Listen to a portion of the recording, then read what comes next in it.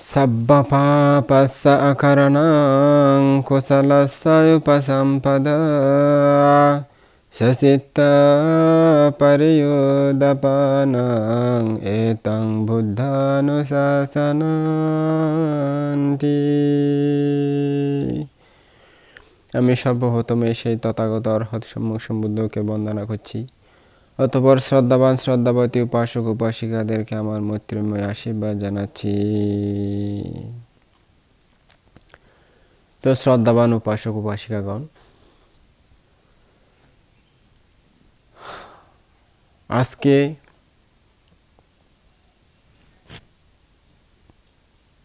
ভগবান বুদ্ধের ধর্মপ্রচারের প্রথম জীবনের প্রথম সূত্র ধর্মচক্র প্রবর্তন সূত্রের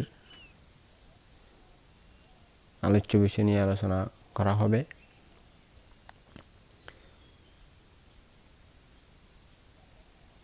আজকের আলোচ্য বিষয় ভগবান বুদ্ধ কর্তৃক বারাণসীর ঋষিপতন মিগদাবে সর্বপ্রথম দেশিত ধর্মচক্র প্রবর্তন সূত্রে বৌদ্ধ ধর্মের কোন মূল বাণী বা কোন মহান সত্য উদ্ঘাটিত হয়েছে?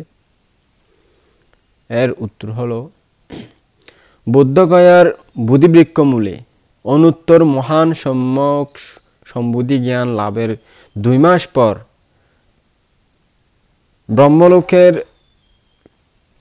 অধিপতি সহম্পতি মহাব্রহ্মার প্রার্থনায় পবিত্র আষাঢ়ী পূর্ণিমা দিনে ভগবান বুদ্ধ তার এই নব উপলব্ধ সত্য জ্ঞান সর্বপ্রথম বারাণসীর ঋষিপতন মৃগদাবে পঞ্চবর্গীয় ভিক্ষুর অর্থাৎ কৌণ্ডিন্য, বপ্পবদ্রী, মহানামস্যজিৎ এই 5 জন ভিক্ষুর নিকট প্রচার করেন। বুদ্ধ বলেন, হে ভিক্ষুগণ, প্রভুজিতের 2 অন্ত বর্জনীয় অর্থাৎ সেবনযোগ্য নয়, অর্থাৎ এই পথে চলা উচিত নয়।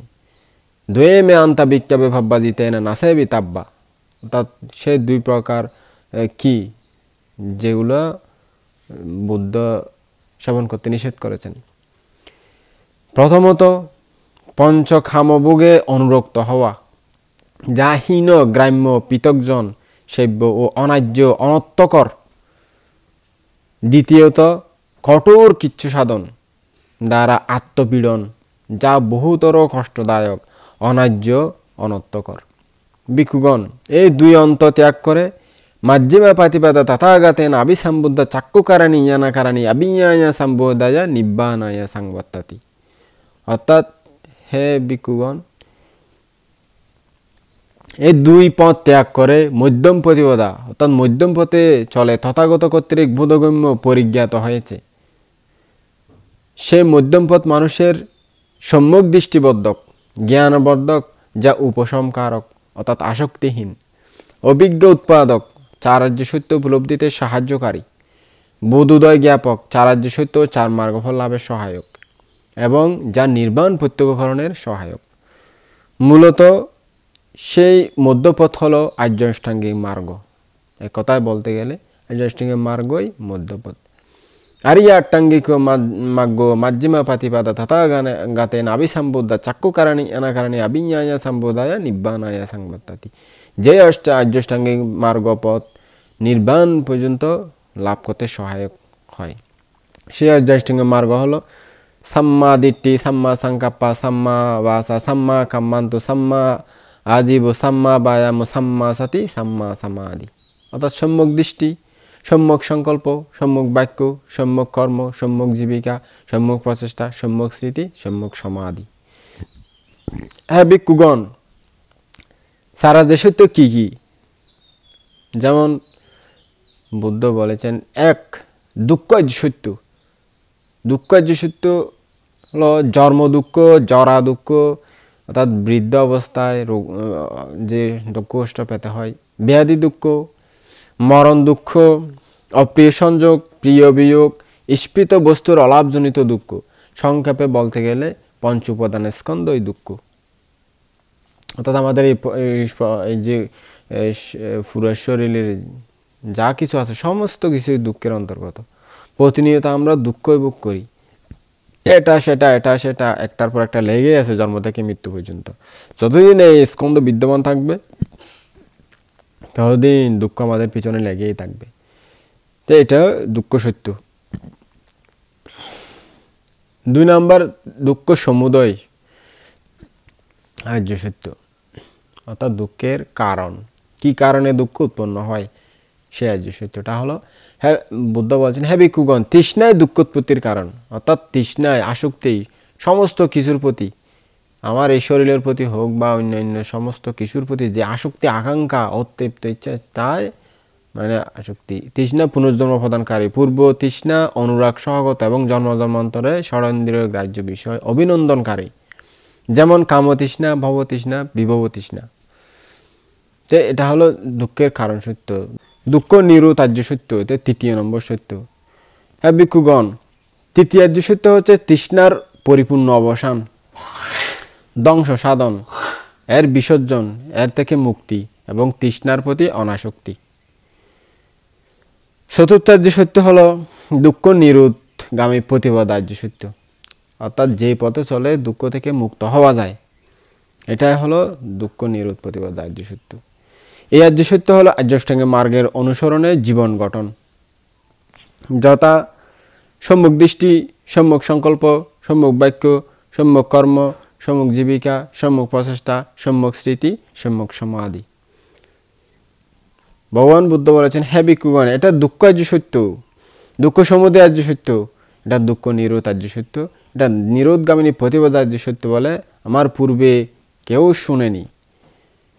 যা অশ্রুত পূর্ব ধর্মে আমার দিব্যচক্ষু, জ্ঞান, প্রজ্ঞা, বিদ্যা ও আলোক উৎপন্ন হয়েছে। ভিক্ষুগণ, যে দুঃখ আর্য সত্য পরিজ্ঞেয় জানা উচিত বলে আমার পূর্বে কেউ জানেনি এবং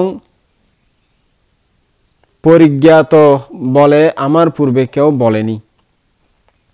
সেইরূপ দুঃখ আর্য সত্য, দুঃখ সমুদয় আর্য সত্য প্রহিতব্য অর্থাৎ ত্যাগের যোগ্য বলে আমার পূর্বে কেউ বলেনি।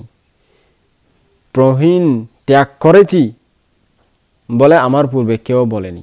একইভাবে দুঃখ নিরোধ আর্য সত্য প্রত্যক্ষিতব্য বলে আমার পূর্বে কেউ জানেনি, প্রত্যক্ষ করেছি বলে আমার পূর্বেও কেউ বলেনি। সে একইভাবে দুঃখ নিরোধগামী ধ্বংসকারীর প্রতিপদ আর্য সত্য ভাবিতব্য বলে আমার পূর্বে কেউ বলেনি, ভাবিত বলে আমার পূর্বে কেউ বলেনি। এসব অশ্রুত পূর্ব ধর্মে আমার দিব্যচক্ষু, জ্ঞান, প্রজ্ঞা, বিদ্যা ও আলোক উৎপন্ন হয়েছে।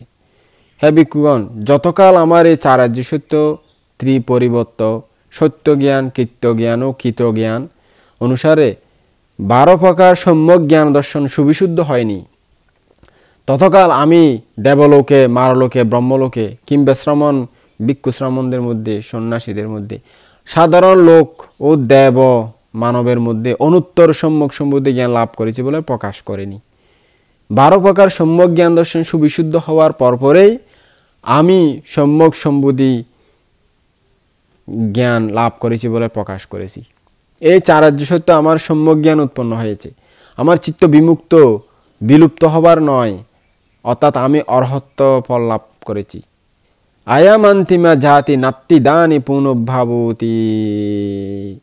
আরে উপাসক সাধু দেন না, এরকম পালি উচ্চারণ করলে, বুদ্ধের বাণী উচ্চারণ করলে সাধু সাধু দিতে হয়। কেমন উপাসক বয়সী আপনারা মুখে দিতে না পারলে মনে মনে হলে একটু সাধু দিয়েন। যেখানে যে কোনো পরিস্থিতিতে যদি আপনি থাকেন, মুখে দিতে না পারলে মনে মনে একটা সাধুবাদ দিয়েন, তাহলে অনেক পুণ্য হবে।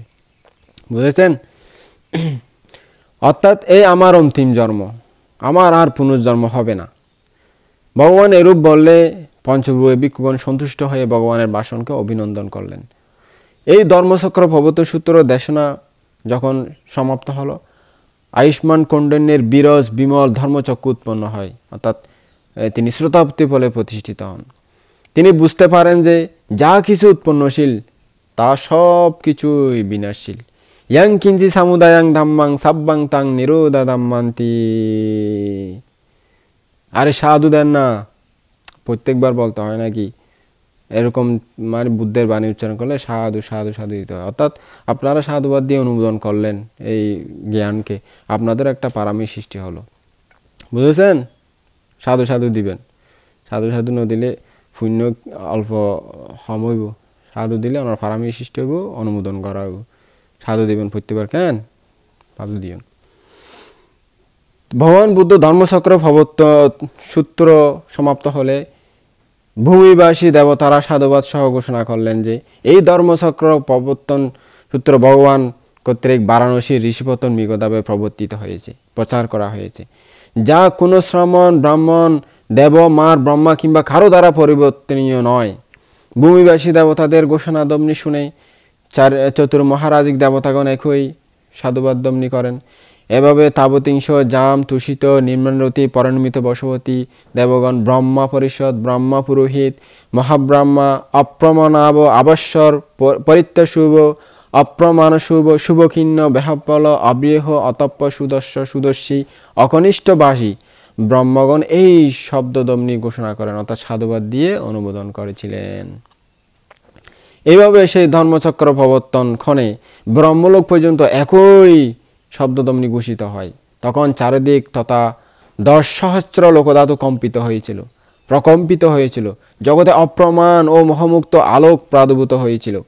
সে আলো দেবগণের দিব্যালোক অতিক্রম করে অতঃপর ভগবান উদাত্ত কণ্ঠে আনন্দোচ্ছ্বাস উচ্চারণ করে বলেন, একমাত্র কৌণ্ডিন্যই ধর্ম জ্ঞাত হয়েছে, একমাত্র কৌণ্ডিন্যই ধর্ম জ্ঞাত হয়েছে মানুষের মধ্যে। তখন থেকে আয়ুষ্মান কৌণ্ডিন্যের অর্হৎ কৌণ্ডিন্য নাম প্রচারিত হয়। মানুষের মধ্যে কৌণ্ডিন্যই সর্বপ্রথম জ্ঞান লাভ করেছিল।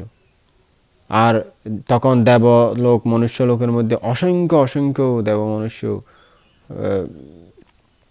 18 কোটি দেব ব্রহ্মা জ্ঞান লাভ করেছিলেন, কিন্তু মানুষের মধ্যে শুধু কৌণ্ডিন্য বান্তে এই বুদ্ধের দেশনা শুনে প্রথম শ্রোতাপত্য লাভ করেছিল। তো ধর্মচক্র প্রবর্তন সূত্রে বিশেষ বৈশিষ্ট্যগুলো হলো, ধর্মচক্র প্রবর্তন মানে প্রকৃত ধর্ম বা সত্য জ্ঞানের উন্মোচন বা প্রদর্শন কিংবা ব্যাখ্যা বিশ্লেষণ। এই সূত্রে আছে বৌদ্ধ ধর্মের মূল ভিত্তি চারাইজি সত্য, সংসার দুঃখ থেকে বিমুক্তি লাভের অমোঘ পন্থাস্বরূপ মধ্যম পথ অর্থাৎ আর্যাষ্টাঙ্গ মার্গের দেশনা বা ব্যাখ্যা। এছাড়া কয়েকটি বিশেষ গুরুত্বপূর্ণ বিষয়ের আমরা এই সূত্রে দেখতে পাই, যেমন সম্যক সম্বুদ্ধি জ্ঞান, অর্থাৎ সম্যক সম্বুদ্ধি জ্ঞান বা সর্বজ্ঞতা জ্ঞান হলো সংক্ষেপে অনুপম ও অতুলনীয় বিমুক্তি জ্ঞান, অর্থাৎ নৈর্বাণিক জ্ঞান সহ সকল প্রকার জ্ঞান। এর অন্য নাম হচ্ছে বুদ্ধি জ্ঞান। বুদ্ধি জ্ঞান অর্থ শ্রোতাপত্তি, সকৃদাগামী, অনাগামী ও অরহত। এর 4 মার্গ সম্বন্ধে সম্যক জ্ঞান লাভ। এই কল্পনাতীত ও অনন্ত জ্ঞান প্রাপ্ত হয়েই সর্বদর্শী সিদ্ধার্থ গৌতম জগতে বুদ্ধরূপে পরিচিত হন। বুদ্ধ মানে অনন্ত জ্ঞানী। দুঃখ মুক্তির এই অপরূপ সিদ্ধার্থ গৌতম জ্ঞান প্রাপ্ত হয়ে বুদ্ধ ও বৈশাখী পূর্ণিমার পবিত্র রাতে বুদ্ধগয়ার বুদ্ধিমূল্যে বৃক্ষমূলে গভীর ধ্যানে প্রাপ্ত হন। মারের পরাজয়ে সিদ্ধার্থের দেহমন যখন সত্যের বিমল আলোকে উদ্ভাসিত হয়ে ওঠে, তখন কাম, ক্রোধ, লোভ, দেশ, মোহ মুক্ত অন্তরে দিব্য জ্ঞানের উদয় হয়। রাত্রির প্রথম জামে অর্থাৎ সন্ধ্যা থেকে 6টা থেকে রাত 10টার মধ্যে তার জাতিস্বর জ্ঞান উৎপন্ন হয়, অর্থাৎ অধিগত হয়েছিল, লাভ করেছিল। অর্থাৎ জাতিস্বর জ্ঞান অর্থ হলো তার পূর্ব জন্মসমূহ, 1 জন্ম 2 জন্ম এভাবে শত হাজার লক্ষ কোটি জন্ম তিনি দিব্য চক্ষে দেখতে পেতেন। তার মনের চক্ষে বেশি উঠে কখন কি ছিল, কোন জন্মে কি করেছিল, কি না করেছিল, কোন জন্ম থেকে কোন জন্মে জন্ম নিয়েছে বারবার, এরকম জানতে পারার যে জ্ঞান সেটা উৎপন্ন হয়েছিল। তিনি জীবের চ্যুতি উৎপত্তি জ্ঞান লাভ করেন দ্বিতীয় জামে, অর্থাৎ রাত 10টা থেকে 2টার মধ্যে তিনি চ্যুতি উৎপত্তি জ্ঞান লাভ করেছিলেন। তিনি তার দিব্য চোখে দেখতে পেলেন মানুষ তার কর্ম অনুযায়ী গতি লাভ করে। মৃত্যুর পর সৎকর্মের ফলে ঊর্ধ্বগতি আর খারাপ কর্মের ফলে অধোগতি। রাতের তৃতীয় অর্থাৎ শেষ জামে রাত 2টা থেকে ভোর সকাল 6টা পর্যন্ত যে সময়, ওই সময় তৃতীয় জাম বলা হয়। এই তৃতীয় জামে তিনি উপলব্ধি করলেন মহান চারিত্র্য সত্য, যে সত্যের উপলব্ধিতে পরম শান্তি নির্বাণ দর্শন হয়। চারিত্র্য সত্য হচ্ছে দুঃখ আর্য সত্য, দুঃখ সমুদয় আর্য সত্য, দুঃখ নিরোধ আর্য সত্য এবং দুঃখ নিরোধগামিনী প্রতিপদ আর্য সত্য। দুঃখ নিরোধের বা ধ্বংসের উপায়স্বরূপ তিনি আবিষ্কার করেন আর্যষ্টাঙ্গিক মার্গ, অর্থাৎ আর্যষ্টাঙ্গিক মার্গ পথে চলে সমস্ত দুঃখকে বিনাশ করা যায়। আর্যষ্টাঙ্গিক মার্গ হলো, সেটা আগেও বলেছি আপনাদেরকে, সম্মুখ দৃষ্টি, সম্মুখ সংকল্প, সম্মুখ বাক্য, সম্মুখ কর্ম, সম্মুখ জীবিকা, সম্মুখ ব্যায়াম, সম্মুখ স্মৃতি, সম্মুখ সমাধি। সাথে সাথে তিনি উপলব্ধি করলেন পৃথিবীর যাবতীয় দুঃখ প্রতীত্য সমুৎপাদ বা কার্যকারণ শৃঙ্খলে আবদ্ধ, অর্থাৎ কোনো কিছু, কোনো দুঃখই কারণ ছাড়া উৎপন্ন হয় না। তো কারণ যেহেতু আছে, সেই কারণ ধ্বংস করতে পারলে আমাদের দুঃখ উৎপন্ন হবে না। সেজন্য দুঃখ উৎপত্তির মূল কারণ মানুষের কি তিনি গবেষণা করেছিলেন। তিনি দেখতে পেলেন দুঃখ উৎপত্তির মূল কারণ হলো অবিদ্যা, অজ্ঞানতা, অর্থাৎ না জানা। কি সম্পর্কে না জানা? এই অবিদ্যা থেকে জন্ম নেয় সংস্কার, সংস্কার থেকে বিজ্ঞান উৎপন্ন হয়, বিজ্ঞান থেকে নামরূপ, নামরূপ থেকে সড়ায়তন, সড়ায়তন থেকে স্পর্শ, স্পর্শ থেকে বেদনা, বেদনা থেকে তৃষ্ণা, তৃষ্ণা থেকে উপাদান, উপাদান থেকে ভব, ভব থেকে জাতি অর্থাৎ জন্ম, দেহধারণ, জাতি থেকে জরা, মরণ, শোক, পরিদেবন, দুঃখ, দোমনুষ্য, হতাশা ইত্যাদি উৎপন্ন হয়। অর্থাৎ দেহ ধারণ করলে সমস্ত দুঃখ এসে যাবে। এরূপে সমস্ত দুঃখ স্কন্ধের সৃষ্টি হয়। তাই ভগবান বুদ্ধ বলেছেন, এই দুঃখ থেকে মুক্তির উপায় অবিদ্যার ধ্বংস সাধন। অর্থাৎ দুঃখ থেকে মুক্তি পেতে চাইলে এর কারণ অবিদ্যাকে ধ্বংস করে দিতে হবে, সমূলে মূলসহ বিনষ্ট করে দিতে হবে। অবিদ্যার ধ্বংস হলে সংস্কার ধ্বংস হয়ে যাবে, সংস্কার ধ্বংস হলে বিজ্ঞান ধ্বংস হয়ে যাবে, বিজ্ঞান ধ্বংস হলে নামরূপ ধ্বংস হয়ে যাবে, নামরূপ ধ্বংস হলে সড়ায়তন ধ্বংস হয়ে যাবে, সড়ায়তন ধ্বংস হলে স্পর্শ ধ্বংস হয়ে যাবে, স্পর্শ ধ্বংস হলে বেদনা ধ্বংস হয়ে যাবে, বেদনা ধ্বংস হলে তৃষ্ণা ধ্বংস হয়ে যাবে, তৃষ্ণা ধ্বংস হলে উপাদান ধ্বংস হয়ে যাবে, উপাদান ধ্বংস হলে ভব ধ্বংস হয়ে যাবে, ভব ধ্বংস হলে জন্ম ধ্বংস হয়ে যাবে, জন্ম ধ্বংস হলে জরা, মরণ, শোক, পরিদেবন, দুঃখ, দোমনুষ্য, হতাশা ইত্যাদি সমগ্র দুঃখ ধ্বংস হয়। এরূপে দুঃখের পরিপূর্ণ ধ্বংস সাধন করা সম্ভব। দুঃখ নিরোধ জ্ঞানই নির্বাণ প্রদর্শী। এছাড়াও সম্যক সম্বুদ্ধি জ্ঞান এতই অপ্রমেয়, অনন্ত, অচিন্তনীয় যে দেব মানবের পক্ষে এই মহান বিচিত্র জ্ঞানের সীমা পরিসীমা দেয়া কিছুতেই সম্ভব নয়। মধ্যম প্রতিপদ বলতে খামভোগ বা অপুরন্ত ভোগ ও স্পৃহার তৃপ্তি সাধন এবং আত্মপীড়ন বা কঠোর কিচ্ছু সাধন, এই দুই অন্ত বা চরম পথ প্রব্রজিতের জন্য একান্তই পরিত্যাজ্য। এই দুই অন্তের মাঝামাঝি অর্থাৎ পরিমিত আহার গ্রহণ করে ধ্যান সাধনার মাধ্যমে দুঃখ মুক্তি লাভ করাই হলো মধ্যম প্রতিপদ, মধ্যম পন্থা। কামসুখ ভোগ এটা পৃথকজন সেব্য, অর্থাৎ যারা সাধারণ তারা কামভোগের অমিত থাকে, এটা তাদের সেবনীয় বিষয়। এটি আধ্যাত্মিক উন্নতি লাভে নানা বাধাবিঘ্নের সৃষ্টিকারী। অন্যদিকে দেহকে দুঃখ যন্ত্রণা দিয়ে কঠোর ধ্যান ভাবনাও নিষ্ফল। এটি সাধকের শরীর ও বুদ্ধিবৃত্তিকে ক্রমশ দুর্বল হতে দুর্বলতর করে। ভগবান বুদ্ধ 6 বছরের নিষ্ফল সাধনায় তা হাড়ে হাড়ে টের পেয়েছেন। তাই তিনি জোর দিয়ে বলেছেন, এই মধ্যম পথই সব সাধকের জন্য উপযোগী। এটি সবার সাধ্যানুরূপ সহনীয় ও মহা উপকারীর পথ। একমাত্র এই মধ্যম পথই সাধককে পরিপূর্ণ, পরিশুদ্ধ, পরম মুক্তির দিকে এগিয়ে নিতে সক্ষম। এই পথের ব্যাখ্যায় তিনি বলেছেন যে আর্যাষ্টাঙ্গিক মার্গ অবলম্বনে জীবন গঠনই হচ্ছে প্রকৃত মধ্যম পথ অনুসরণ। এই মধ্যম পথ অনুসরণ করে তথাগত বুদ্ধ স্বয়ং অনুত্তর সম্যক সম্বুদ্ধি জ্ঞান প্রাপ্ত হয়েছেন। মধ্যম পথই দুঃখ মুক্তির অন্যতম মার্গ বা পথ। চারার্য সত্য বলতে, চতুরার্য সত্য বলতে 4 আর্য সত্যকে বোঝানো হয়েছে। আর্য সত্য বলা হয় এ কারণে যে আর্যোত্তম মহান বুদ্ধ কর্তৃক এই সত্য আবিষ্কৃত হয়েছে এবং এর সত্য উপলব্ধির মাধ্যমে ব্যক্তি বিশেষ আর্যে পরিণত হয়, অর্থাৎ শুদ্ধ পবিত্র মানুষে পরিণত হয়, শ্রেষ্ঠে পরিণত হয়। 4 আর্য সত্য হলো দুঃখ আর্য সত্য, দুঃখ সমুদয় আর্য সত্য, দুঃখ নিরোধ আর্য সত্য, দুঃখ নিরোধগামিনী প্রতিপদ আর্য সত্য। এই জগতে নির্বচ্ছিন্ন দুঃখময় মানব জীবন যে এক দুঃখের সমুদ্র। বিদ্যুৎ ঝলকের মতো ক্ষণিকের সুখানুভূতির মধ্যেই দুঃখ নিহিত থাকে। অবিদ্যাচ্ছন্ন মানব দুঃখকে সুখ মনে করে।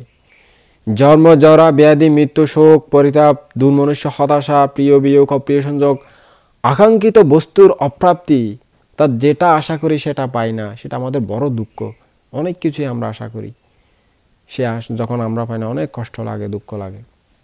এই অপ্রাপ্তি ইত্যাদি দুঃখ প্রত্যেক জীবনে কম বেশি বিরাজমান। তাই বুদ্ধ বলেছেন, জগতে কেবল দুঃখ সত্যের উৎপত্তি ও বিলয় হয়, দুঃখ ব্যতীত অপর কিছুই উৎপন্ন হয় না, নিরোধ বা ধ্বংসও হয় না। বুদ্ধ আরও বলেছেন, সাতস্যাসা বিনিমুত্তাং ধাম্মা নামা নাত্তি, অর্থাৎ চারার্য সত্য ছাড়া জগতে অন্য কোনো ধর্ম বিদ্যমান নাই। সব কিছুই চারার্য সত্যের অন্তর্গত, চারার্য সত্যের বাইরে আর কোনো কিছু নাই। এই দুঃখ সত্য চিরন্তন। সংসারের মানুষ মাত্রই এই দুঃখের অধীন। বুদ্ধ উৎপন্ন হোক আর না হোক, বুদ্ধের মাধ্যমে এই দুঃখ সত্য প্রকাশিত বা প্রচারিত হোক বা না হোক, এই দুঃখ মানব জীবনের সাথে ওতপ্রোতভাবে জড়িত। ভগবান বুদ্ধ জন্মের আগেও মানুষের এই দুঃখগুলো ছিল, ভগবান বুদ্ধ জন্মের পরেও মানুষের এই দুঃখগুলো আছে, যেগুলো বুদ্ধ ব্যাখ্যা করেছেন। কিন্তু বুদ্ধের আগে মানুষ বুঝতে পারত না এগুলোই দুঃখ, এগুলোই দুঃখের কারণ, দুঃখের নিরোধ এভাবে হয়, নিরোধ করতে হলে এই পথে চলতে হবে, সেটা মানুষ জানতো না। তো বুদ্ধ কি করেছেন, তিনি উৎপন্ন হওয়ার পরে মানুষকে বুঝিয়েছেন এই যে দুঃখ, এগুলো দুঃখ, এগুলো কারণ হলে এই কারণে এই দুঃখগুলো আপনাদের হয়, এইভাবে চললে দুঃখ নিরোধ হয়, এইভাবে চলে দুঃখ নিরোধের পথে, এভাবে চললে দুঃখ নিরোধ হয়ে যাবে, এটাই নিরোধ করার পথ। এভাবে তিনি দেখিয়ে দিয়েছেন, তারপরে মানুষ ওই পথে চলে দুঃখমুক্ত হয়েছেন। কিন্তু এটা বুদ্ধ আসার আগেও এগুলো ছিল, মানুষের মধ্যে থাকবে, বুদ্ধ যাওয়ার পরে, বুদ্ধ শাসন যাওয়ার পরে এগুলো থাকবে, কিন্তু মানুষ ভুলে যাবে কীভাবে এই পথে চলতে হয়। তো আপনারা উপাসক বয়সীরা আপনারা ভুলে না যাওয়ার জন্য চর্চা করে রাখলে ভালো হবে। আপনি মনে করেন যে একটা পথ আছে যাওয়ার জন্য, ওটা যদি আপনি যতই কম হাঁটাহাঁটি করেন, ওই পথটা আস্তে আস্তে মুছে যাবে, ওখানে জঙ্গল ঘাস উঠে যাবে। যখন আপনি সবসময় চলাচল করবেন তখন ওখানে আর কিছু উঠবে না, এটা পথ সঠিক দেখতে পাওয়া যাবে, চিহ্ন থাকবে, ওখানে মানুষ হাঁটতে পারবে, ওই পথে যেতে পারবে।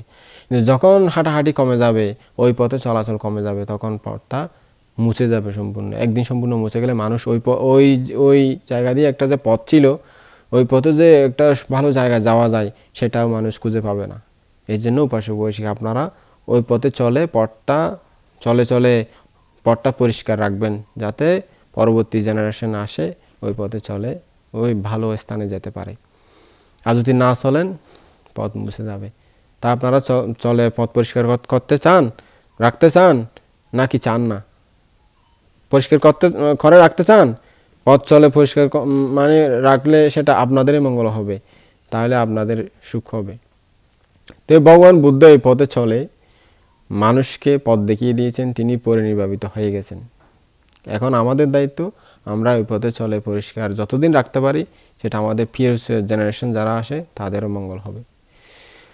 তো তাই ভগবান বুদ্ধ এই প্রধান চারিত্রিক সত্য, বুদ্ধের ধর্মের প্রধান ভিত্তি, এই ভিত্তির উপর বুদ্ধ ধর্ম প্রতিষ্ঠিত। জীবের দুঃখকে ভিত্তি করে এই ধর্মের উৎপত্তি, এবং দুঃখকে নিঃশ্বাসে বিজড়িত করার দ্বারাই এই ধর্মের পরিসমাপ্তি হয়। তাই দুঃখ বৃদ্ধির লেশমাত্র অবকাশ এই ধর্মে নেই। দুঃখকে সম্যকভাবে হৃদয়ঙ্গম করতে পারলেই যাবতীয় দুঃখ থেকে মুক্তি লাভ কিংবা পরম শান্তি নির্বাণ লাভ সম্ভব। এই সূত্রেই বুদ্ধ বলেছেন, এদেরকে আর্য সত্যরূপে পূর্বে কেউ কখনো শুনেনি বা বলেনি কিংবা জানেনি। এই দুঃখ সত্য জানা উচিত।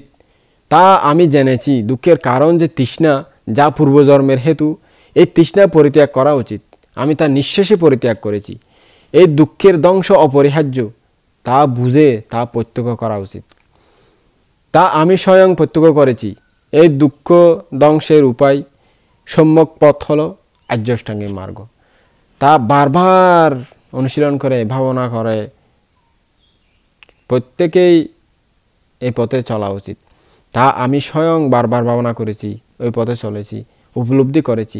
তাই এই অশ্রুতপূর্ব ধর্মে অর্থাৎ চারিত্রিক সত্যে আমার জ্ঞান, প্রজ্ঞা, বিদ্যা, আলোক উৎপন্ন হয়েছে, আমার জ্ঞান দর্শন উৎপন্ন হয়েছে, আমার চিত্ত পরিপূর্ণ পরিশুদ্ধ বিমুক্ত হয়েছে। তা বিলুপ্ত হওয়ার নয়, আমি অর্হত্ব ফল সাক্ষাৎ করেছি। এ আমার অন্তিম জন্ম, আর আমার পুনর্জন্ম হবে না। অর্থাৎ আমার জন্ম পুরো বন্ধ করে দিয়েছি, দুঃখ আর সৃষ্টি হবে না। তো আর্যাষ্টাঙ্গিক মার্গ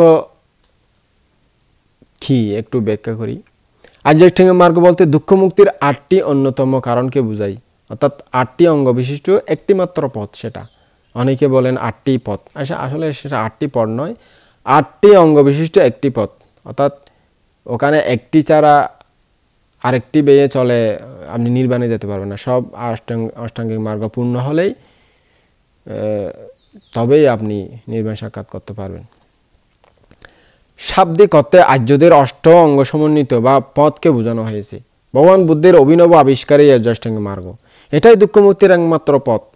পরিনির্বাণ শয্যায় শায়িত বুদ্ধ তার অন্তিম অনাগারিক শিষ্য সুভদ্রকে লক্ষ্য করে দৃঢ় স্বরে বলেছিলেন, সুভদ্র, তর্কের মাধ্যমে মুক্তি লাভের আশা ত্যাগ করে সত্যে প্রতিষ্ঠিত হও। আমার প্রদর্শিত আর্যাষ্টাঙ্গিক মার্গই মুক্তি লাভের একমাত্র পথ, এছাড়া অন্য কোনো বিকল্প পথ আমার জানা নেই। এই মার্গ অনুসরণ করলে মানুষ সর্বদুঃখের অন্তঃসাধন করে পরম সুখকর নির্বাণ সাক্ষাৎ করতে সক্ষম হয়। এই মার্গ বা পথ দুই অন্তর্বর্জিত মধ্যম পথিপথ বা মধ্যম পথ বলা হয়। এই মার্গ সাধনায় যেমনি অত্যধিক কৃচ্ছ সাধনের প্রয়োজন নেই, তেমনি ভোগ স্পৃহার সহজ তৃপ্ত সাধনও এখানে অনুপস্থিত। এই দুই অন্ত অষ্টাঙ্গ মার্গ সাধনার উপযোগী নয়। আর্যাষ্টাঙ্গিক মার্গ হলো সম্যক দৃষ্টি, সম্যক সংকল্প, সম্যক বাক্য, সম্যক কর্ম, সম্যক জীবিকা, সম্যক প্রচেষ্টা, সম্যক স্মৃতি, সম্যক সমাধি। সম্যক দৃষ্টি সত্য বা অভ্রান্ত দৃষ্টি। এই সম্যক দৃষ্টি বৌদ্ধ ধর্মের মূল চাবিকাঠি। এটি দুপ্রকার, লৌকিক সম্যক দৃষ্টি, লোকোত্তর সম্যক দৃষ্টি। লৌকিক সম্যক দৃষ্টি পাপ ও পাপের হেতু এবং পুণ্য ও পুণ্যের হেতু সম্বন্ধে বিশুদ্ধ জ্ঞান হলো সম্যক দৃষ্টি। প্রাণী হত্যা, চুরি, ব্যভিচার ইত্যাদি অকুশল কাজগুলো করলে পাপ হবে, এটি সম্যকরূপে জানা সম্যক দৃষ্টি। এদের হেতু লোভ, দেশ, মোহ, জ্ঞান সম্যক দৃষ্টি। এই সমস্ত অকুশল কাজ থেকে বিরত থাকতে হবে, এটা জানা সম্যক দৃষ্টি। তাই অলোভ, অদেশ, অমোহ হলো জ্ঞান লৌকিক সম্যক দৃষ্টি যাকে বলে। লোকোত্তর সম্যক দৃষ্টি চারার্য সত্য জ্ঞান, ত্রিলক্ষণ জ্ঞান হলো লোকোত্তর সম্যক দৃষ্টি। চারার্য সত্য জ্ঞান হলো দুঃখে জ্ঞান, দুঃখ হেতু তৃষ্ণা জ্ঞান, দুঃখ ধ্বংসশীল নিরোধ জ্ঞান, দুঃখে বিনাশের উপায় জ্ঞান। ত্রিলক্ষণ জ্ঞান হলো পঞ্চস্কন্ধ অনিত্য, দুঃখ অনাত্ম জ্ঞান। রূপ বা দেহ অনিত্য, দুঃখ অনাত্ম, বেদনা অনিত্য, দুঃখ অনাত্ম, সংজ্ঞা অনিত্য, দুঃখ অনাত্ম, সংস্কার অনিত্য, দুঃখ অনাত্ম, বিজ্ঞান অনিত্য, দুঃখ অনাত্ম। এগুলাকে বলা হয় সম্যক দৃষ্টি। তো সম্যক সংকল্প কীরূপ? সম্যক সংকল্প, সৎ সংকল্প, রাইট সংকল্প, এটাও দুই প্রকার, লৌকিক সম্যক সংকল্প এবং লোকোত্তর সম্যক সংকল্প। লৌকিক সম্যক সংকল্প আবার তিন প্রকার, নৈষ্কর্ম্য সংকল্প অর্থাৎ নিষ্কাম সংকল্প, অর্থাৎ রূপ, রস, শব্দ, গন্ধ, স্পর্শ ইত্যাদি কামতৃষ্ণামূলক চিন্তা বর্জনের সংকল্প, এটা হলো নিষ্কাম সংকল্প। অব্যাপদ সংকল্প, অপরের অমঙ্গল চিন্তা বর্জনের সংকল্প, মৈত্রী চিত্ত উৎপাদনের সংকল্প, এটা হলো অব্যাপদ সংকল্প। করুণা বা অবিহিংসা সংকল্প, হত্যার ইচ্ছা বর্জনের সংকল্প, করুণা চিত্ত উৎপাদনের সংকল্প। 8 প্রকার লোকোত্তর চিত্ত উৎপন্ন সংকল্পই লোকোত্তর সম্যক সংকল্প। শ্রোতাপত্তি মার্গচিত্ত ও ফলচিত্ত, সকিতাগামী মার্গচিত্ত ও ফলচিত্ত, অনাগামী মার্গচিত্ত ও ফলচিত্ত, অর্হত্ব মার্গচিত্ত ও ফলচিত্ত, এগুলো 8 প্রকার লোকোত্তর চিত্ত। নির্বাণকে আলম্বন করে উৎপন্ন হয় বলে এদেরকে লোকোত্তর চিত্ত বলা হয়। সম্যক বাক্য, সৎ বা সুভাষিত বাক্য। 4 প্রকার অকুশল বাক্য, মিথ্যা বাক্য, বেদ বা বিভেদ সৃষ্টিকর কটু বাক্য, কর্কশ বাক্য, বৃথা বাক্য, সম্পালক বাক্য। এই বাক্যগুলো ব্যতীত যে বাক্যগুলো শ্রুতি মধুর, যা ধর্মসম্মত, কাল উপযোগী, নির্দোষ, তা হচ্ছে সম্যক বাক্য। সম্যক কর্ম হলো সৎ বা পবিত্র কর্ম। প্রাণী হত্যা, চুরি, ব্যভিচার, মিথ্যা কথন, মাদক দ্রব্য সেবন বর্জিত যেসব কর্ম সৎকর্ম আছে, সকল প্রকার অকুশল বর্জন করে সর্বপ্রকার কুশল কর্ম সম্পাদন করাই হচ্ছে সম্যক কর্ম। সম্যক জীবিকা, সৎ বা পবিত্র জীবিকা। শীলসম্মত উপায়ে জীবিকা আহরণই সম্যক জীবিকা। কায়িক, বাচনিক, মানসিক পাপে লিপ্ত না হয়ে যে জীবিকা অর্জন করা হয় এটি সম্যক জীবিকা। অস্ত্র, প্রাণী, মাংস, মাদকদ্রব্য, বিষ, এই 5 প্রকারের ব্যবসা পরিহার করে কৃষি, বাণিজ্য, চাকরি বাকরি ইত্যাদি সৎ জীবিকা দ্বারা স্ত্রী পুত্রের ভরণ পোষণ করাই সম্যক জীবিকা। সম্যক ব্যায়াম হলো সৎ উদ্যম বা প্রচেষ্টা, দৃঢ় পরাক্রম সহকারে 4 প্রকারের যে প্রচেষ্টা, এই সবই সম্যক প্রচেষ্টা। যেমন উৎপন্ন পাপ বিনাশের জন্য প্রচেষ্টা, অনুৎপন্ন পাপ উৎপন্ন না করার জন্য প্রচেষ্টা, অনুৎপন্ন পুণ্য উৎপন্ন করার জন্য প্রচেষ্টা, উৎপন্ন পুণ্য রক্ষা বা বৃদ্ধি করার জন্য প্রচেষ্টা। সম্যক উদ্যম বা প্রচেষ্টা বৌদ্ধ ধর্মে এক মহা গুরুত্বপূর্ণ ভূমিকা পালন করে থাকে। কেবলমাত্র এই প্রচেষ্টার গুণে কোনো ব্যক্তি তার পরম মুক্তি আনয়ন করতে সক্ষম হন, যা কারো আশ্রয়ে প্রশ্রয়ে কিংবা পূজা প্রার্থনা দ্বারা সম্ভব নয়। মানুষের চিত্তই কুশল অকুশলের আধারস্বরূপ। প্রচেষ্টা দ্বারা অকুশল বিদরিত করে, কুশল বৃদ্ধির অনুশীলনই এই সম্যক প্রচেষ্টা। এর অপর নাম বীর্য বা অপ্রসাদ। বুদ্ধের ধর্ম সাধনায় বীর্য বা অপ্রমাদের স্থান সর্বাগ্রে। এবার সম্যক স্মৃতি। কুশল আলম্বন পুনঃ পুনঃ স্মরণ করার নামই স্মৃতি। এই স্মৃতি 4 প্রকারের হয়ে থাকে: কায়ানুদর্শন, বেদনানুদর্শন, চিত্তানুদর্শন, ধর্মানুদর্শন।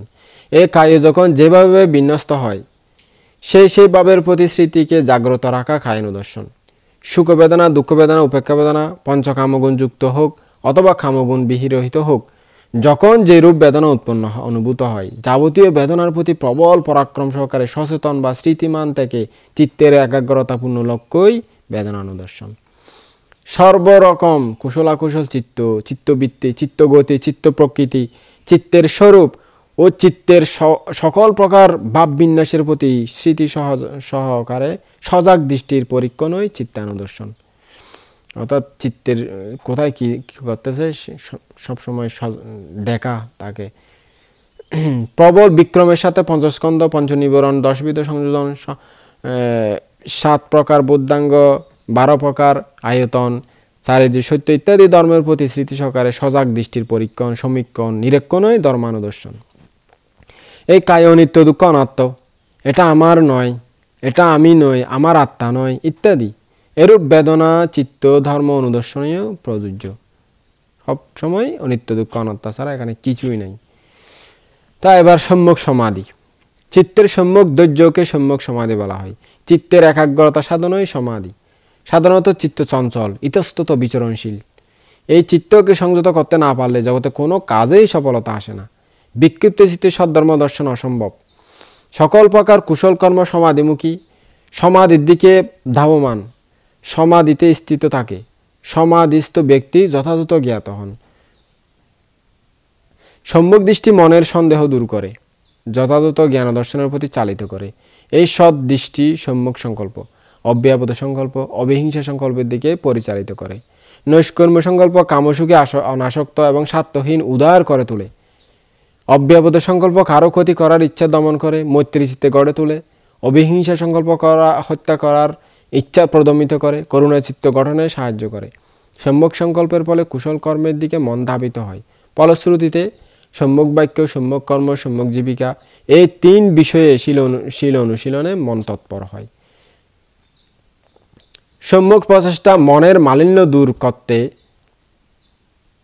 মনের কুশল অবস্থা বৃদ্ধিতে সর্বদা সচেষ্ট থাকে। মনের এই বিশুদ্ধিতা রক্ষাতে সর্বদা সচেতনতা প্রয়োজন। সেজন্য স্মৃতি এর উপযোগী প্রহরী। এই স্মৃতি চিত্তের সে কুশল অবস্থাকে জাগ্রত রাখে। প্রচেষ্টা আর স্মৃতির সমন্বয়ে চিত্তে একাগ্রতা উৎপন্ন হয়, যা সম্যক সমাধির সহায়ক। সমাধির চিত্তে প্রজ্ঞালোক প্রতিফলিত হয়। এই প্রজ্ঞায় পরম সুখ নির্বাণ প্রদর্শী। প্রজ্ঞার কারণেই আপনি নির্বাণে উপলব্ধি করতে পারবেন আর কি।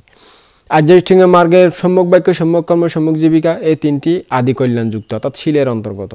সম্যক ব্যায়াম, সম্যক স্মৃতি, সম্যক সমাধি এই 3টি মধ্য কল্যাণ যুক্ত সমাধির অন্তর্গত। সম্যক দৃষ্টি, সম্যক সংকল্প এই 2টো অন্তকল্যাণ সংযুক্ত প্রজ্ঞার অন্তর্গত। শীল, সমাধি, প্রজ্ঞা এই 3টি বৌদ্ধ ধর্মে অঙ্গাঙ্গিকভাবে সম্পর্কিত। পরিশুদ্ধভাবে শীল পালনের দ্বারা কায় বিশুদ্ধ হয়। ভাবনা বা সমাধি দ্বারা চিত্তের কলুষ ক্লেশ দূরীভূত হয়। ক্লেশহীন চিত্তে প্রজ্ঞা লাভের জন্য প্রশস্ত হয়ে ওঠে। অতএব শীল, সমাধি, প্রজ্ঞার যুগপৎ অনুশীলন দ্বারাই নির্বাণ বা মুক্তি লাভ সম্ভব। নির্বাণ কি? এই ধর্মচক্র প্রবর্তন সূত্রে নির্বাণের উল্লেখ আছে। যেমন আয়াঙ্কো সাবিক্কাবে মাজ্জিমা পাতিপাদা তথাগতেনা আবিসম্বুদ্ধা চাক্ষুকরাণী ইয়ানাকারাণী আবিয়ায়া উপাসমায়া নিব্বানায়া সম্বুদায়া সংবর্তান্তি। ভিক্ষুগণ, এটি সে মধ্যম পথ যা ভগবান তথাগত কর্তৃক পরিজ্ঞাত হয়েছে, যা দিব্যচক্ষু জ্ঞানচক্ষু উৎপাদক, যা সকল দুঃখের উপশমকারক, যা অভিজ্ঞ উৎপাদক অর্থাৎ চার্য সত্য উপলব্ধিতে সাহায্যকারক, যা সম্বুদ্ধি ও নির্বাণ লাভের সহায়ক। তো চিত্ত বিমুক্তি কি? সূত্রে বুদ্ধ বলেছেন আকুপ্পা মে চেতো বিমুক্তি, অর্থাৎ আমার চিত্ত বিমুক্তি বিলুপ্ত হবার নয়। চিত্ত বিমুক্তি মূলত অরহত্ব প্রাপ্তিকে নির্দেশ করা হচ্ছে। নির্বাণ দর্শনের 4টি স্তর: শ্রোতাপত্তি, সগিতাগামী, অনাগামী, অরহত। অরহতের অবস্থাকে অরহত্ব বলা হয়। বুদ্ধ অরহত্ব প্রাপ্ত হয়েছেন। অরহত হচ্ছে নির্বাণ উপলব্ধির সর্বোচ্চ স্তর। অরহত্ব লাভ করতে পারলেই তার সকল করণীয় শেষ হয়ে যায়। লোক পরিক্রমা অর্থাৎ জন্ম জন্মান্তরের গুড়াগুড়ি তার পরিসমাপ্ত, জন্ম চিরতরের ঊর্ধ্ব হয়। অবিদ্যা বা মোহের চিরসমাধি প্রাপ্তিতে তিনি হন কালজয়ী, তিনি হন নির্বাণ প্রাপ্ত। অরহত হচ্ছেন মহাকিনাশব, পঞ্চস্কন্ধ ভারমুক্ত, ব্রহ্মচর্য উদযাপনকারী, অন্তিম দেহদারী, ভবসংযোজন ছিন্নকারী, ভবকীর্ত সম্পাদনকারী, বিশ্ব প্রপঞ্চরহিত এবং নির্বাণগত সুদুর্লভ আর্যপুদ্গল। ধর্মচক্ষু কি? এই ধর্মচক্র প্রবোধ সূত্রে উল্লেখ করা হয়েছে আয়াসমাত খণ্ডায়াসা বিরাজাং বিতামালাং ধাম্মাচাক্কং উদাপাদি। আরে সাধু সাধু দেন না, একটু কি বল পড়ে না কি সাধু দিতে? আপনাদের খান নাই, ভাত টাত খান নাই, একটু খাবার দাবার খেয়ে তারপরে ধর্মদেশনা শুনতেন ভালো হতো। একটু সাধু সাধু দিতে বল পড়ে কি উপাসক উপাসিকা আপনারা, আমি বুঝতে পারি না। ধর্মচক্ষু বলতে বোঝায় নির্মভাগীয় মার্গফল শ্রোতাপত্তি, সগিতাগামী ও অনাগামীর যে কোনো একটি প্রাপ্তি। বুদ্ধের ধর্মদেশনায় আয়ুষ্মান কৌন্ডিন্যের বিরস বিমল ধর্মচক্ষু উৎপন্ন হয়, অর্থাৎ তিনি শ্রোতাপত্তি ফল লাভ করেছিলেন। অন্য 4 জন ভিক্ষু পরবর্তীতে প্রাপ্ত হয়েছিলেন। নির্বাণ দর্শনের 4টি স্তর: শ্রোতাপত্তি, সগিতাগামী, অনাগামী, অরহত। সেটা তো আগেই বলেছি। এদের মধ্যে পার্থক্য হলো যে শ্রোতাপত্তি লাভী দেব মানুষলোকে আরও 7 বার জন্মধারণ, সগিতাগামী 1 বার, অনাগামী লাভীরা শুদ্ধাবাস ব্রহ্মলোকে জন্মধারণ করে মৃত্যুর পর নির্বাণ প্রাপ্ত হয়। এদের মধ্যে মাঝে মধ্যে একটু ব্যতিক্রমও হয়, সেটা অঙ্গুত্তর নিকায়ে উল্লেখ আছে। অরহতেরা এখান থেকে নির্বাণ প্রাপ্ত হয়। পঞ্চস্কন্ধ বলতে কি বোঝায়? এবার মানব দেহটা পঞ্চস্কন্ধে বিভক্ত। রূপ, বেদনা, সংজ্ঞা, সংস্কার, বিজ্ঞানকে পঞ্চস্কন্ধ বা পঞ্চ উপাদান স্কন্ধ বলা হয়। পঞ্চস্কন্ধ জড় চেতনার সমন্বয়ে গঠিত একটি জীব প্রবাহ। এটা সত্য জীব নামে অভিহিত হয়।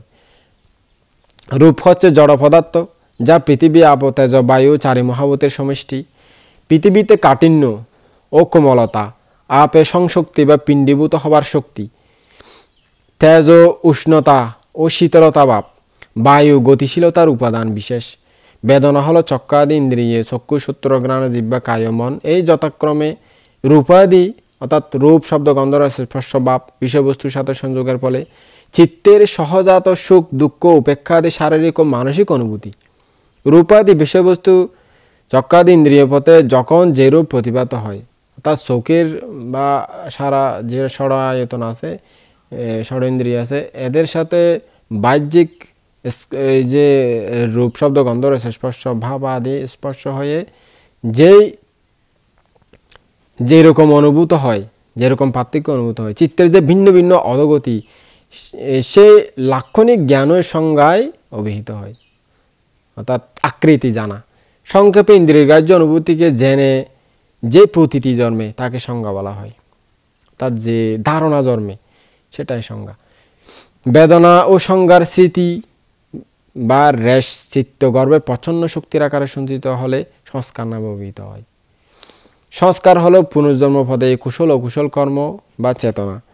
মূলত লোভ, দেশ, মোহ প্রভৃতি 50 প্রকার শোভন ও অশোভন মনোবৃত্তিকে সংস্কার বলা হয়। আর বেদনা, সংজ্ঞা, সংস্কার এই 3 প্রকার মানসিক অবস্থা যার আশ্রয়ে কর্তৃত্বে ও প্রাধান্যে প্রবর্তিত হয়, নিয়ন্ত্রিত হয়, তাকে চিত্ত বা বিজ্ঞান বলে। বিজ্ঞান বলতে বর্তমানে সায়েন্স বুঝে, কিন্তু আমাদের যে বৌদ্ধিক যে বিজ্ঞান শব্দটি ব্যবহার করা হয়েছে সেখানে সায়েন্স নয়, সেটাকে বিজ্ঞান অর্থাৎ কনসাসনেস বলা হয়েছে, অর্থাৎ গঠিত চিত্ত। এই সূত্রে ভগবান বুদ্ধ বলেছেন পঞ্চ উপাদানের স্কন্ধই দুঃখ। পঞ্চস্কন্ধে দুঃখ বলতে কিছু নেই। পঞ্চস্কন্ধের স্বরূপ জানতে হলে আরও বিস্তারিত দেশনা আছে, এগুলো শুনে নেবেন। পারমার্থিকভাবে এই পঞ্চস্কন্ধকে অনিত্য দুঃখ অনাত্মাভাবে দর্শন করতে পারলেই সকল দুঃখের অবসান নির্বাণ অধিগত হয়। পুনর্জন্ম, তার পুনর্জন্ম কীভাবে হয়, পুনর্জন্ম বিষয়ে মৃত্যুর পর পুনর্জন্মগ্রহণ করাকে পুনর্জন্ম বলা হয়। তথাগত বুদ্ধের মতে মৃত্যু জীব বা সত্যের পরিপূর্ণ ধ্বংস সাধন নয়, কারণ যদিও এটি একটি নির্দিষ্ট জীবন পরিসরের পরিসমাপ্তি, তথাপি যে শক্তি এতদিন পর্যন্ত কাজে প্রবৃত্ত করেছে তার ধ্বংস হয় না। যেমন একটি বিদ্যুৎ বাতি হচ্ছে অদৃষ্ট বিদ্যুৎ শক্তির বাহ্যিক দর্শনীয় অভিব্যক্তি। বাল্ব নষ্ট হয়ে আলো নিভিয়ে যেতে পারে, কিন্তু বিদ্যুৎ প্রবাহ থেকে যায়, তা অন্য বাল্বে আলো উৎপাদন করতে সক্ষম। সেইরূপ ভৌতিক দেহ ধ্বংস হলেও কর্মশক্তি নির্বিঘ্ন থেকে যায়। মৃত্যুর পরপরে বর্তমান বিজ্ঞান রুদ্ধ হয় এবং নবজন্মের সাথে সাথে প্রতিসন্ধি বিজ্ঞান, নতুন বিজ্ঞানের উৎপত্তি হয়। তবে বর্তমান থেকে ভবিষ্যতে নিত্য অপরিবর্তনীয় কিছু অতিক্রম করে না, যেটাকে আমি আগের কয়েকটা দেশনা বলেছিলাম। বর্তমানে যে আমরা একটা কম্পিউটার থেকে, একটা মোবাইল থেকে অন্য মোবাইলে ফাইল ট্রান্সফার করি, ছবি বা ভিডিও ট্রান্সফার করি, বা ভিডিও আপলোড করি, বা ইমেল করে, জিমেল করে, হোয়াটসঅ্যাপে ইমোতে পাঠাই, তা আমাদের এই মোবাইল থেকে ওখানে আমরা পাঠিয়েছি, কিন্তু আমাদের মোবাইলে তো থেকে গেছে, ওখানে কি গেছে তাইলে তো আবার মানে এখান থেকে ওখানে চলে গেছে বলতেছি, তো এখানে তো রয়ে গেল। তা আসলে এটার একটা পাওয়ার, একটা শক্তি, এটার একটা ছাপ ওখানে চলে গেছে, তো ওখানেও চলে গেছে, এখানেও আছে। তো এটা ছাড়া ওখানে হয়নি, আবার মানে এখান থেকে ওখানে গেছে, তো এটা তো ওটা কি এটাও নয়। তা আবার এই জন্য বলা হয় এটা ছাড়া ওটা হয়নি, ওটা ছিল বলে ওটা হয়েছে, এটা ছিল বলে ওটা হয়েছে। তো এরকম আমাদের কর্মশক্তি এরকম, এখান থেকে ওখানে কিছু চলে যায় না, একটা ছাপ, একটা শক্তি, একটা পাওয়ার ওখানে চলে যায়। তো মানুষের কর্মানুযায়ী 31 লোকভূমির যে কোনো স্থানে এই পুনর্জন্ম হতে পারে। অকুশল কাজের দ্বারা মৃত্যুর পর মানুষ তির্যক, প্রেত, অসুর, নিরয় 4 দুর্গতিভূমি যে কোনো একটিতে জন্মধারণ করে অশেষ দুঃখ ভোগ করে। কুশল কর্মের দ্বারা মানুষ মনুষ্যলোকে 6 দেবলোকে জন্মদান করে যথাক্রমে মনুষ্য সম্পত্তি, দেব সম্পত্তি ভোগ করতে পারে।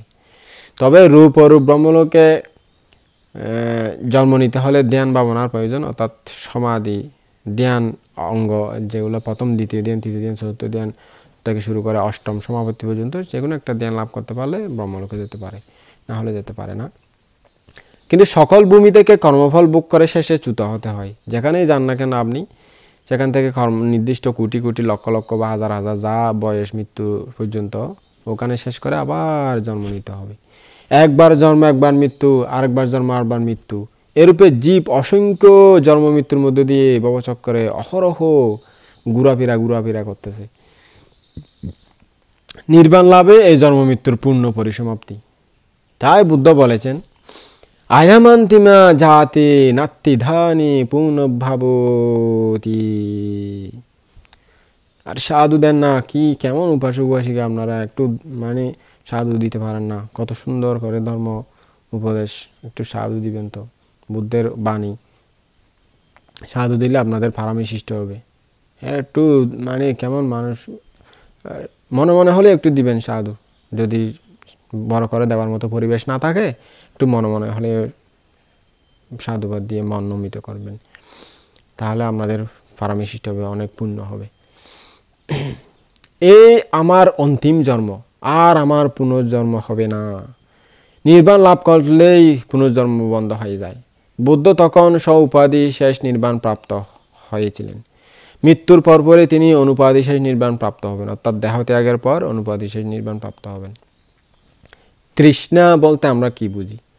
সাধারণ অর্থে তৃষ্ণা মানে পিপাসা, কিন্তু এই স্থলে বলবতী ইচ্ছা অথবা বাঞ্ছিত বস্তু লাভ করার তীব্র আকাঙ্ক্ষা বা কামনাকে বোঝানো হয়েছে।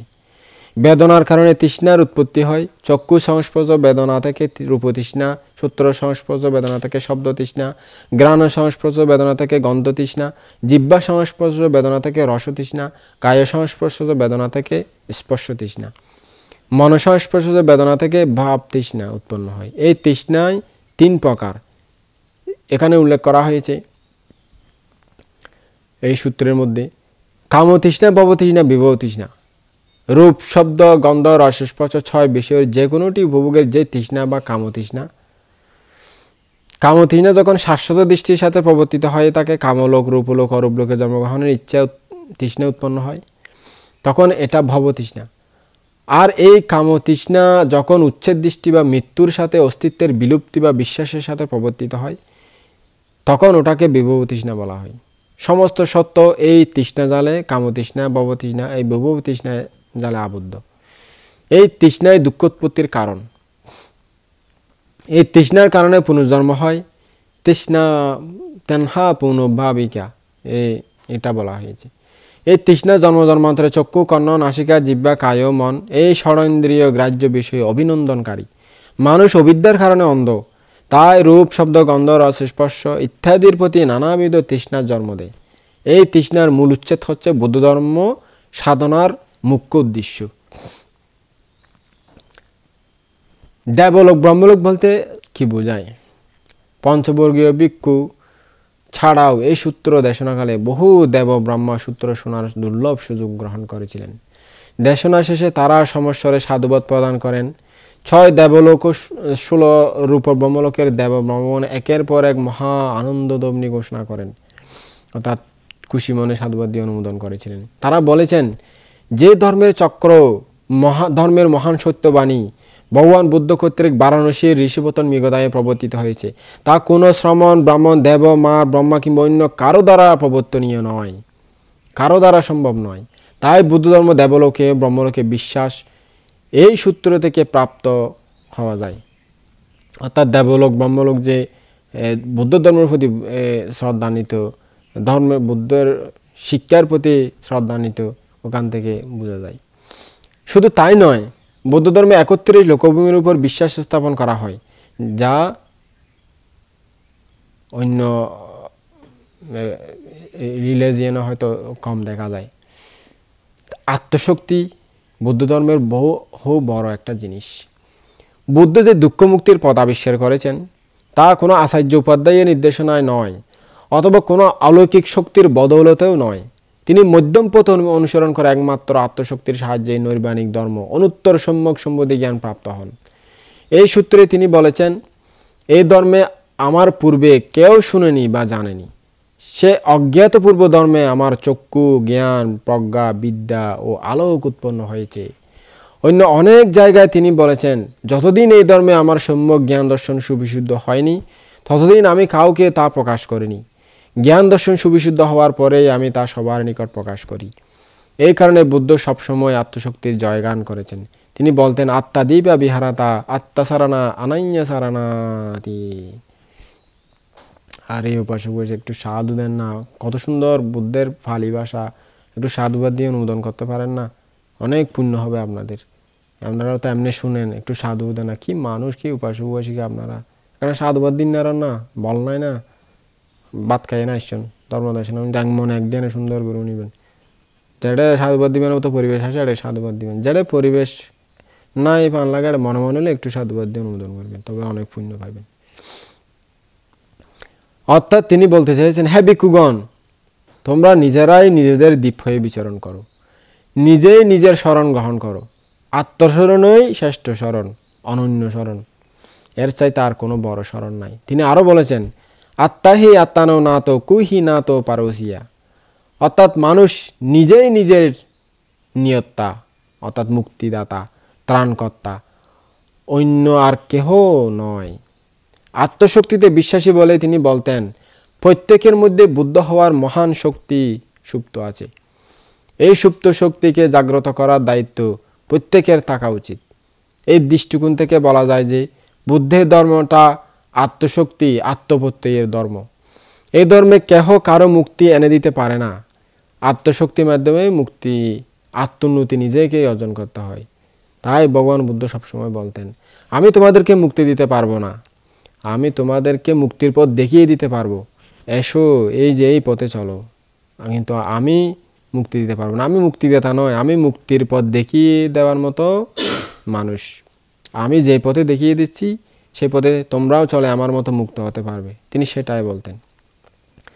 তো শ্রদ্ধাবান উপাসক উপাসিকাগণ, বুদ্ধের ধর্ম সম্পর্কে জানুন, বুদ্ধের ধর্ম সম্পর্কে জ্ঞান অর্জন করুন, অনেক শান্তি পাবেন, সুখ পাবেন, জন্ম জন্মান্তরে সুখ পাবেন, এই জন্মই সুখ পাবেন। আপনি ধৈর্য ধরে 1 মাস বা 2 মাস 3 মাস ধৈর্য ধরতে হবে। একটা আপনি লেখাপড়া করেন যে 10 বছর সাধনা করেন নিজের সুখের জন্য, তা আপনি ধর্মের মধ্যে আপনি 3 মাসও সময় দিতে না পারেন, তাহলে কি হবে? আপনার অসুস্থ হয়ে আপনি অপারেশন করিয়ে অনেক দিন পরে থাকেন, তখন কি হয়? তখন এখানে ধর্মের মধ্যে সময় দিতে পারেন না। ডাক্তার যদি বলে আপনাকে এইভাবে থাকতে হবে, এইভাবে করতে হবে, আপনি টিকা করেন, কিন্তু ধর্মের মাধ্যমে করতে হলে আপনি একটু ধৈর্য ধরতে পারেন না। তো কোথায় সুখ পাবেন, কীভাবে শান্তি পাবেন? সবাই একটু ধৈর্য ধরে ধর্ম জানুন, ধর্ম সম্পর্কে শুনুন, তারপরে নিজের জীবনে যতটুকু পারেন ততটুকু আচরণ করুন। যত আচরণ করতে পারবেন ততটাই আপনি শান্তি পাবেন। সেই শান্তির প্রতি শ্রদ্ধান্বিত হয়ে, শান্তির প্রতি বিশ্বাস হয়ে আমরা ধর্মপথে চলুন, এই আশা করছি। আপনাদের সকলের প্রতি মৈত্রী আশীর্বাদ জানিয়ে আমার সদ্ধর্ম আলোচনা এখানেই সমাপ্ত করছি।